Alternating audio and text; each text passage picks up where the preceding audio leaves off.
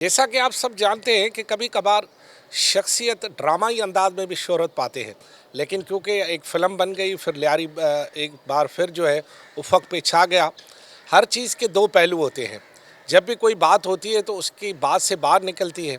इस तरह जब लियारी के पर बनने वाली फ़िल्म के किरदार जिसे यहाँ के मकामी लोग जो है सरदार अब्दुर्रहमान बलोच या ख़ान भाई बोलते हैं, और जिसे उर्फ़ आम में रहमान डकैत भी कहा जाता है। ये एक कहानी है बहुत बड़ी कि उन्हें ये नाम किसने दिया या ये जो सारी सूरत-हाल है। लेकिन इस वक्त उनके भाई के बेटे फ़तेह बलोच हमारे साथ मौजूद हैं, उसी घर में जहाँ रहमान साहब छोटे से बड़े हुए और आखिरी सांसों तक यहाँ रहे। उनके भाई के बेटे इस पूरी सूरत-हाल को कैसे देखते हैं, जब ये फ़िल्म बनी है उनका रद्द-ए-अमल, फिर वो इस पूरी सूरत-हाल को कैसे जानते हैं। क्योंकि यहाँ पर जब मैं पहुँचा तो मुझे एक बड़ी बात पता चली कि इनके भाई के बेटे यहाँ पीपल्स पार्टी के काउंसलर हैं और सबसे ज़्यादा वोट लिए। तो अगर कोई आदमी लोगों को तंग करता, भत्ते वसूल करता, डकैतियाँ करता, तो फिर आवाम उनके पीछे जो रह गए लोग हैं उनको इतनी बड़ी मार्जिन में जिताते कैसे? ये सवाल भी बड़ा है। मैं बहरहाल बातें करते। अस्सलाम वालेकुम। वालेकुम अस्सलाम। वाजब तई मेहरबानी, तो हमारा टाइम था मशहूर लोग आते हैं। और मैं ये मेरी बात का मतलब ये है कि आजकल ये जो फ़िल्म बनी है इसके बाद रद्द-ए-अमल आपका क्या है? आपके यहाँ लोग आते भी होंगे, बातें भी चीती होंगी, और जिस तरह फ़िल्म में रहमान बलूच को पेश किया जाता है ख़ान भाई को, वो क्या मामला है? अस्सलाम वालेकुम। सबसे पहले मैं आपका शुक्रिया अदा करता हूँ। तो सरदार अब्दुर्रहमान बलोच जो थे और लियारी के लोगों के लिए मसीहा थे। तो इस फ़िल्म के ज़रिए उसको फिर ज़िंदा किया गया लोगों के दिलों में। वो हमेशा शहीद ज़िंदा होता है तो लोगों के दिलों में सोच फ़ख्र आज भी उसके हमारे दिलों में ज़िंदा है। जो उनकी ख्वाहिशात थी कि मेरे बच्चे, मेरे भाई के बच्चे आला तालीम हासिल करे, तो सियासत में आए, अपने लोगों की, अपने अवाम की खिदमत करे। तो उसका बहुत बड़ा एक ख्वाहिश था, एक मिशन था लियारी के लोगों को रोज़गार देना। तो मैं हमेशा समझता हूँ अब्दुर्रहमान बलोच जो थे लियारी के लोगों के लिए एक मसीहा थे। आपने बचपन से उसे कैसे देखा? जब आपने आँख खोली तो फिर आपने उसको कैसा पाया? बहुत हमसे मोहब्बत करता था लियारी के लोगों से, बल्कि मुझसे नहीं, अपने बच्चों से, अपने लोगों से, अपने लियारी के लोगों से, सबसे मोहब्बत करता था। बहुत अच्छा गुज़रा। तो हमें हमेशा कहता था कि बेटा तालीम हासिल करो। उसकी ख्वाहिश थी कि हम तालीम, आला तालीम हासिल करें। तो यही उसकी ख्वाहिश थी कि यहाँ पर हम अच्छे सेकेंडरी स्कूल में तामीर करवाए। इसके वजन था अपने नुमाइंदों से कि कॉलेज, यूनिवर्सिटी, मोहतरमा शहीद बुरहान पार्टी से इसी ख्वाहिश थी इसकी। तो उसके बहुत से ख्वाहिशात थे हमारे लिए, उसके बहुत दिल के अरमान थे। तो सिर्फ मैं नहीं कहता हूँ कि अब्दुर्रहमान को शहीद किया गया, तो अब्दुर्रहमान समेत बहुत से ख़ानदानों को शहीद किया गया। दर्जनों ख़ानदानों के जो कितने गरीब बेवा औरतें थे उनके चूल्हे बुझ गए। तो सरदार अब्दुर्रहमान बलोच का बहुत से ख्वाहिशात थे हमारे लिए, बहुत प्यार और मोहब्बत हमसे करता था। अच्छा, जब यहाँ पे ये जिस तरह फ़िल्म में उन्हें चीर-फाड़ करते हुए दिखाया गया है, लोगों की सर्जरियाँ करते, तो ये जो रियल ज़िंदगी में वो क्या थे? देखो, रियल अब्दुर्रहमान बलोच हीरो थे। एक हिंदू था जब ये हीरो को दिखाया गया। मैं तो फिल्म नहीं देखता, अक्षय खन्ना को, एक हिंदू था जब उसको कोई पूछने वाला नहीं था, तो बलोच बना, एक हीरो इसको बना दिया गया था। तो वो एक ब्रांड हीरो बन। बनने के लिए बलोच बनना ज़रूरी है। जी, जी, बिल्कुल।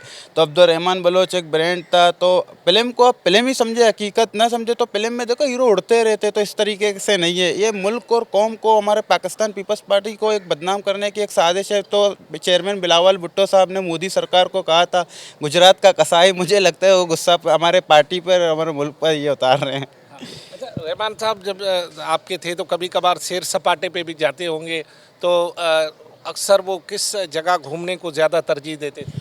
वो सी साइड बहुत जाते थे, उसको पसंद था। पहाड़ी इलाकों में चलते थे, तो हम सी साइड बहुत जाते थे, पहाड़ी इलाकों में जाता था। जैसा अब के शहर गड्डानी वगैरह, इस तरीके के इलाकों में बहुत जाता था, उसको सुकून बहुत पसंद था।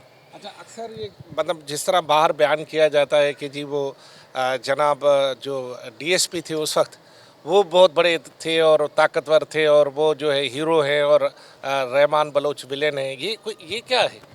अब्दुर्रहमान बलोच तो हीरो है। वो तो पूरा लियारी आपको कहेगा कि अब्दुर्रहमान बलोच की खिदमत है लियारी में। तो मैं दूसरों के बारे में नहीं जानता।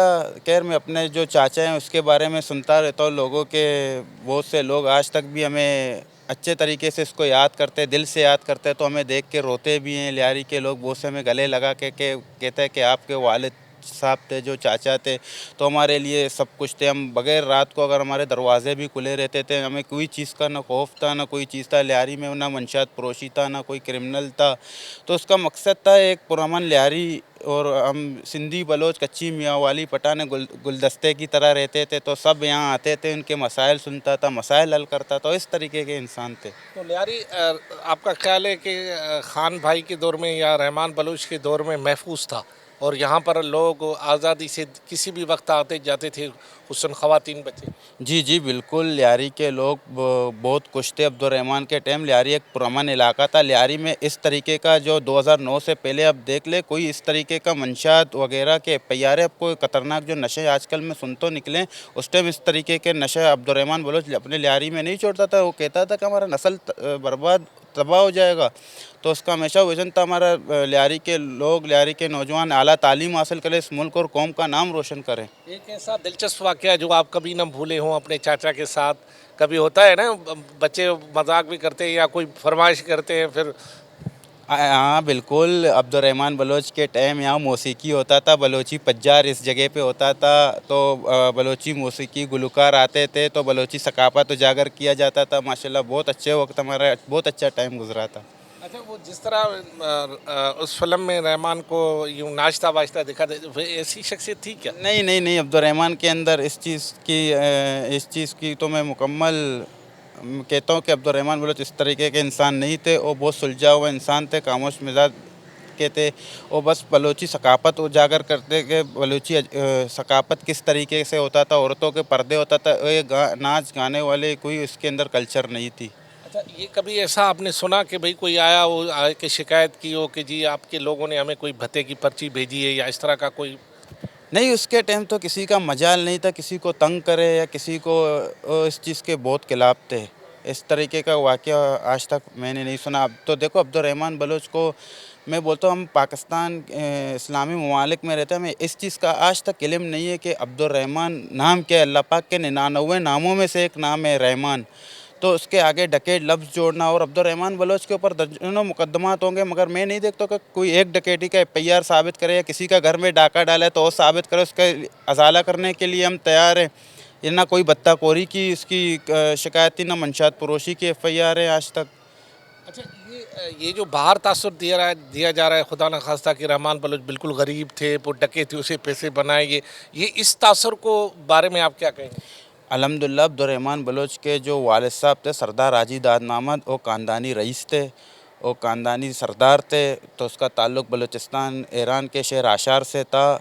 उनकी ज़मीनें थी बलूचिस्तान में, अब में साकरान में, मल्लीर में, कराची में। आप इस जगह पे बैठे हो, पाकिस्तान बलोच एसोसिएशन नाम अंजुमन रजिस्टर कर दिया गया। तो उसने अपने इलाके, अपने लोगों के लिए कब्रिस्तान में, वशा कब्रिस्तान में वक्फ़ किया अपने लोगों के लिए। तो मुआज गोट में भी दिया। तो अब्दुर्रहमान बलोच ख़ानदानी रईस था। तो ये क्यों तासुर दिया जाता है? ये इसके पीछे उनको बदनाम करने की? ये मुकम्मल साजिश है अब्दुर्रहमान को बदनाम करने के लिए। अब कहिए सोशल मीडिया, प्रिंट मीडिया ने अब्दुर्रहमान बलोच को बदनाम किया हुआ है। तो रहमान बलोच हमेशा अपने कौम के लिए खड़ा रहता था हर वक्त, हर मुश्किल में। तो उस टाइम मुत्तहिदा लंदन के दहशतगर्द राह के एजेंट उस टाइम जब थे, तो यहाँ के बहुत से लियारी के बलोच थे जो कराची के मुख्तलिफ इलाकों में रहते थे, तो इनसे बहुत तंग थे। तो अब्दुर्रहमान बलोच अपने कौम के लिए हर जगह खड़ा होता था इन दहशतगर्दों के खिलाफ। तो इनकी मीडिया, सोशल मीडिया ने अब्दुर्रहमान को इस तरीके से बदनाम किया गया था। तो आप अगर इस तरीके का वाक़या होता, अब्दुर्रहमान बलोच के ऊपर अगर डकैत होता या इतना खौफज़दा इंसान होता, तो उसके मैयत में हज़ारों लाखों तादाद में लोग थोड़ी आते। सत्तार ईदी जैसे लोग कहाँ आते। सही बात। इस वक्त हम मौजूद थे उनके भाई के बेटे के साथ, जो कि बचपन से पले पड़े, और उन्होंने रहमान बलोच ने किस तरह वो तायद करता था कि एजुकेशन हासिल करो, और ख़ुद यहाँ एजुकेशन के लिए क्या काम किया। ये जो लोग कहते हैं कि शायद वो कोई जुमला नहीं कहना चाहिए, लेकिन उर्फ़ आम में कहते हैं कंगला था और डकैतियाँ मार के पैसे जमा था। यहाँ उनके वालिद साहब सरदार थे, और उनकी सिर्फ कराची नहीं, ईरान से लेकर कराची तक मुख्तलिफ़ मकामात में उनकी मिल्कियतें आज भी हैं, थी। और इसके साथ साथ जो है वो यहाँ के मुख्तलिफ़ लोगों के सोशल वर्क पर काम करता था। इंडियन ने शायद गलत जगह बना, गलत जगह पर जो है वो अटेम्प्ट किया है। इससे जो उनके अपने मकासद ज़रूर होंगे, उन्होंने शायद हासिल भी कर लिए हों, लेकिन इससे रहमान बलूच जो एक बार फिर ज़िंदा हो गया है, क्योंकि उनके दिलों में जो लोग उनका एहतराम करते हैं यहाँ पर, उनके दिलों में उनका एहतराम और बढ़ गया है और ख़ुद लोग तरदीदें करते फिर रहे हैं यहाँ पर कि वो ऐसा नहीं था।